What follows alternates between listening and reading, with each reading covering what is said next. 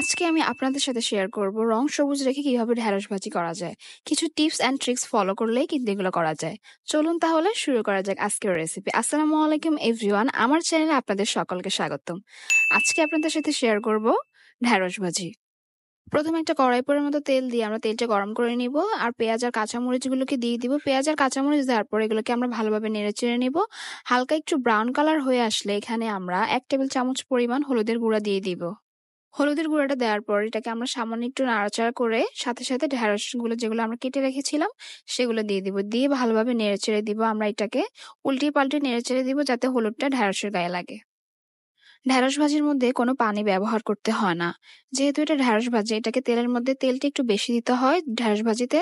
যদি তেলটা একটু বেশি না দেন তাহলে এটা কুকড়িয়ে যাবে আর খেতেও ভালো লাগবে না, পোড়া পোড়া হয়ে যাবে।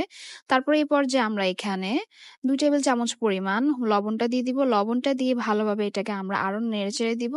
পর্যায়ে দেখবেন ঢেঁড়সগুলো নাড়তে নাড়তে একটু লেগে লেগে আসবে। তখন এই পর্যায়ে আমরা চুলার আঁচটা লো থেকে একদম হাই মিডিয়ামে রাখবো। যদি লোতে রাখি তাহলে ঢেঁড়সের কালারগুলো চেঞ্জ হয়ে আসবে। ঢেঁড়সগুলোকে আলতো হাতে নাড়তে হবে যাতে ভেঙে না যায়।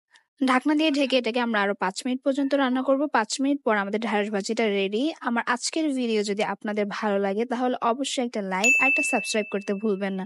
আর বাসায় এটা অবশ্যই ট্রাই করবেন খুব সিম্পল ভাবে। ধন্যবাদ।